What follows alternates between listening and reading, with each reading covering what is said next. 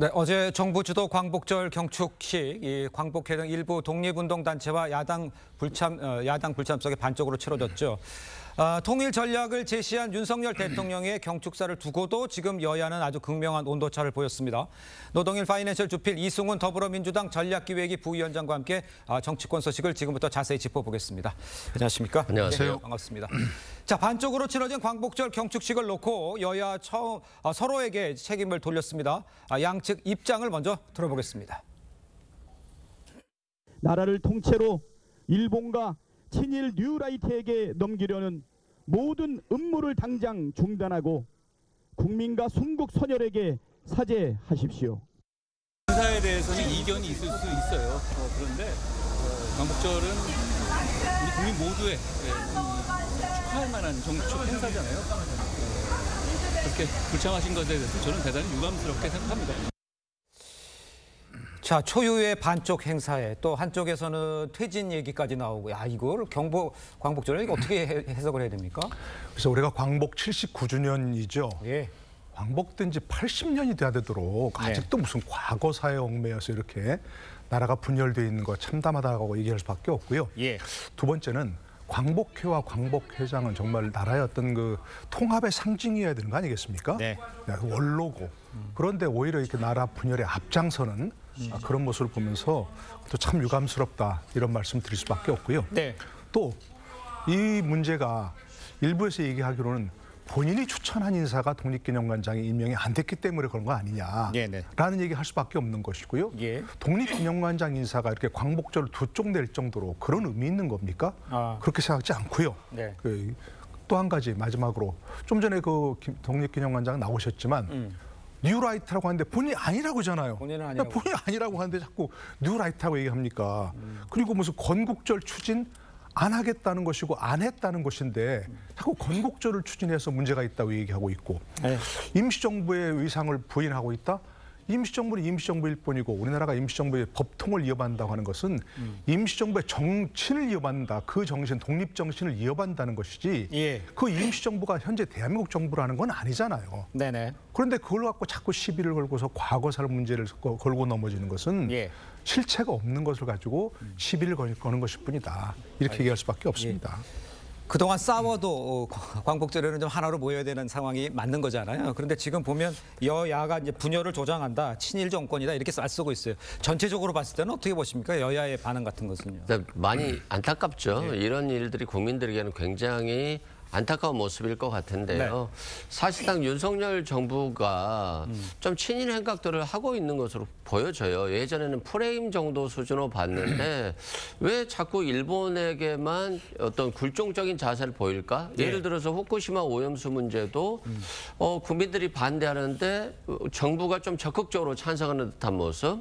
그리고 사도광산 국제문화유산 등재 부분에 있어서도 한국인에 대한 강제 노동 부분이 빠지고 또 일본 기업이 변제해야 될 강제징용에 대한 피해도 한국 기업이 변제하는 것으로 하고 그러면 또 이번에 김영석 독립기념관장도 마찬가지고요. 그러면 일본에 이렇게 우호적인 제스처를 취하는데 그러면 뭐 우리 정부도 뭐 일본으로부터 뭘 얻는 게 있어야 되는데 얻는 건 없으면서 계속적으로 일본의 우호적인 제스처라든가 일본의 좋은 것들만 해주고 있기 때문에 이게 정말로 우리 윤석열 정부가 친일 정부인가 이런 의구심을 많은 국민들이 갖고 있어요.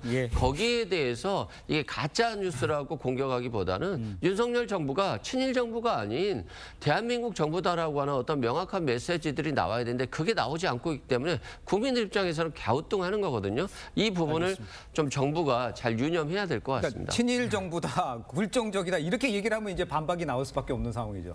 글쎄요. 뭐가 친일이라는 얘기죠? 지금 후쿠시마 오염수 얘기했는데 지금까지 계속해서 그거 검사하느라고 방사능 검사하느라고 1조 원 넘는 돈을 들였다는 거 아닙니까? 근데 아무것도 나오지 않았다는 거 아닙니까? 그걸 가지고서 일본에다가 뭐 시비를 걸고 하지 않았다고 친일 정부입니까? 지금 얘기한 여러 가지 것들이 일본이라고 하는 것은 특별하게 우리에게 자꾸 우리가 그거에 대해서 뭐 일종의 트라우마를 사로잡혀가지고 아직도 벗어나지 못하고 있는 거죠. 예. 일본이란 나라는 이미 우리나라 80년 전에 있었던 식민지배에 대해서 벌써 벗어나서 아무런 생각하지 않는데 예. 우리는 여전히 그 일제시대 식민지, 일제 강점기에 벗어나지 못하고 있는 예. 그런 건 어른스럽지 못하다는 것이고요. 예. 기본적으로 얼마 전 끝났던 파리 올림픽에서 네네. 신주빈 선수가 일본 선수에게 지고도 오히려 가서 함께 좋은 모습을 보이고 네. 실력이 부족해졌다. 이걸 당당히 얘기했잖아요. 네. 우리 같은 만약에 몇 년 전 같았으면 뭐 친일이라고 또 얘기할 겁니까? 그거에 대해서?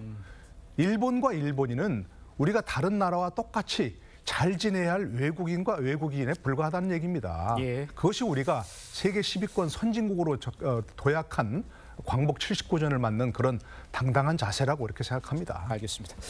자, 윤석열 대통령은요, 어제 이제 광복절 경축사를 통해서 새로운 통일 방안을 제안을 했습니다. 그러니까 30년간 이어진 통일 구상을 8.15 독트린 이건 거죠. 직접 들어보겠습니다. 통일 대한민국으로 나아가기 위한 우리의 과제를 제시하고자 합니다. 첫째, 우리 국민이 자유 통일을 추진할 수 있는 가치관과 역량을 더욱 확고히 가져야 하고, 둘째는 북한 주민이 자유 통일을 간절히 원하도록 변화를 만들어내야 하며, 셋째는 국제사회와 연대해야 한다는 것입니다. 그러니까 이제 남북 대화를 제안을 하고요. 이 통일 방안, 북한 주민의 변화, 국제사회의 지지를 통해서 북한의 변화를 이끌어내겠다. 전체적인 그 8.15 독트린에 대해서는 어떤 평가를 내릴 수 있을까요? 글쎄 뭐 일반적으로 광복절에서는 과거에 이제 대일 메시지가 주를 이뤘었는데 이번에 조금 결이 다르다고 할 수 있는 거겠죠. 네네. 뭐 남북 분단이 결국 우리나라 현재 그 남남 갈등의 진원이 아니겠는가. 예. 뭐 그런 차원에서 결국 남북이 통일되고 한 나라가 될 때 이런 진정한 광복이 오는 것이다. 이렇게 좀 연결해 볼 수는 있다고 생각합니다. 예. 그리고 그동안 메시지가 남북 대화의 메시지가 주로 북한 정권을 향한 것이었는데 네네. 이번에는 좀 북한 주민에 대한 메시지다. 이런 점에서 저는 좀 의미가 있다고 생각합니다. 네. 특히 지금 김정은 정권이 현재 굉장히 촉각을 곤두세우는 것은 북한 주민들이 우리나라의 어떤 그 뉴스라든지 우리나라의 사정을 잘 알게 되었고 그것을 우리가 또 결국 북한 주민들이 동경하는 그런 모습에서 굉장히 경계를 하고 있다는 거 아니겠습니까? 예. 결국 통일도 북한 정권과의 문제가 아니고 북한 주민들이 정말 대한민국 같은 나라가 되고 싶다 하는 그런 열망이 있을 때 온다는 점에서 저는 북한 주민들을 상대하는 뭐 그런 앞으로의 어떤 메시지 또 그런 정책 이런 것들은 필요하다고 생각합니다. 알겠습니다. 지금 노 교수님께서 언급을 해주셨습니다만요. 윤 대통령 경축사에서요. 과거사 관련 이 대일 메시지나 한일 관계에 대해서 직접 언급은 없었습니다. 이를 두고 이제 야권에서 대일 굴종 외교다 이런 비판이 이어지고 있는데 변호사님 생각도 맞습니까? 그렇습니까? 저도 뭐 동의하고요. 그래요? 예를 들어서 사도광산 문제는 실은 국제 문화유산으로 등재하는 거잖아요. 네네. 그렇다고 한다면 그게 결국에는 조선인 노동자들의 피해 속에서 이루어진 역사의 현장이거든요. 그런데 그 역사의 현장, 그러니까 강제징용에 대한 역사는 없고 사도광산을 그냥 국제문화유산으로 만드는 것에 대해서 우리 정부가 동의할 이유가 있겠는가, 반대를 해야 되지 않는가, 이런 문제가 있고요. 또한 뭐 북한 문제 충분히 얘기할 수 있다라고 생각되는데요. 윤석열 정부가 현실 인식이 좀 없는 게 아닌가 이런 생각이 들어요. 예를 들어서 대화 협력을 통해서 통일하는 것들이 결국에는 최선의 어떤 광복이다. 결과적으로는 광복이다. 뭐 이렇게 얘기를 하셨는데 반면에 북한 주민들이 자유와 통일을 위해서 정보를 줘야 된다라고 하는 것은 결국에는 북한 체제가 모순돼 있고 북한 체제의 인권이 문제가 있고 북한 체제의 문제들을 계속해서 지적하겠다는 거잖아요. 뭐 대북 확성기를 비롯해서 그렇다고 한다면 결국 북한 체제를 전복시켜서 남한이 흡수 통일하겠다. 이것과도 궤가 같거든요. 그런 측면에서는 대통령이 처음으로 집권 이후 처음으로 이렇게 광복절 메시지로서 대북 메시지를 냈는데 이게 모순된 얘기들이 계속 나오고 있기 때문에 어디가 모순이 된 겁니까? 예를 들어서 뭐 북한과 대화해서 통일하자라고 했습니다만 북한 주민들에게 북한의 실상을 알리겠다는 거잖아요. 이게 잘못됐다는 표현보다는 북한의 주민에 대한 정책은 북한의 잘못된 실상을 알리겠다는 건데 북한 정부와는 대화를 하겠다는 것이니까 예. 이게 맞는 말일 수 있지만 굉장히 모순된 말이거든요. 북한 입장에서 보면 이게 대화 협력에 나설 이유가 없는 거잖아요. 그렇다고 한다면 윤석열 대통령이 말로써 끝나는 것이지 예. 북한의 대화를 실질적으로 이끌어낼 수 있는 예. 동기는 부여하지 못했다. 이런 측면에서 별 실익이 없는 그런 어떤 대북 정책을 발표하셨다 이렇게 말씀드립니다. 알겠습니다. 다음 소식도 좀 빠르게 짚어보겠습니다. 민주당 전현희 의원의 이른바 살인자 발언 파장 계속 이어지고 있습니다. 야당에선 최고위원 후보로 출마한 전 의원이요. 지지층 표심을 의식해서 의도적으로 발언한 것 아니냐 이런 지적도 나오고 있는데 글쎄요. 정황상으로 보면 그 자신의 지금 그 득표율과 계산했을 때 그런 얘기를 할 수 있다 이런 지적 여권에서 한 얘기긴 합니다만 설득력은 있어 보이세요? 글쎄 야당 의원으로서 문제 제기 같은 건 할 수 있겠죠. 네. 그러나 그 문제 제기도 맥락이라는 게 있잖아요. 네네. 어제 그 청문회는 검사 탄핵 관련 청문회 아닙니까? 네, 그렇죠. 근데 느닷없이 무슨 국민권익위원회를 얘기하고 거기다 김건희 여사를 얘기하면서 또 거기다 살인자라는 말까지 듣죠. 전혀 맥락이 안 맞는 얘기거든요. 네. 그에 대해서 그래서 김건희 여사 관련 청문회라든지 국민권익위원회 관련 청문회라든지 예. 그러면 그런 얘기를 하는데 느닷없이 일어나가지고 갑자기 김권익위원회 얘기하면서 그 얘기했다는 것은 네네. 도대체 왜 그랬을까 생각해보면 지금 말씀하신 대로 현재 진행 중인 민주당 전당대회에서 최고위원도 함께 선출을 하는데 현재 그 5등까지만 최고위원 된다는 거 아니겠습니까? 그렇습니다. 근데 김건희 전현희 의원이 지금 당선권 바뀐 6위입니다. 그렇기 때문에 어떤 강성 지지층이 호소해서 예. 뭔가 좀 더 득표를 해보려는 예. 그런 호소력 있는 호소하는 거 아닌가? 예. 그렇게 얘기할 수밖에 없는 거죠. 예, 글쎄 지금 지적을 해줬습니다만 김병주 의원 같은 경우도 그렇고 이렇게 대외적으로 목소리를 높이니까 강성 지지층한테 박수를 받는 이런 모양새가 연출된 것이라는 지적에 대해서는 동일하십니까? 부적절한 현실이죠. 부적절한 현실이다. 예, 그렇죠. 이게 적절하다고 볼 수 없잖아요. 네. 근데 이게 참 요즘에 정치가 좀 많이 바뀐 게 저렇게 강성 지지층을 향한 발언을 통과해야지만 네.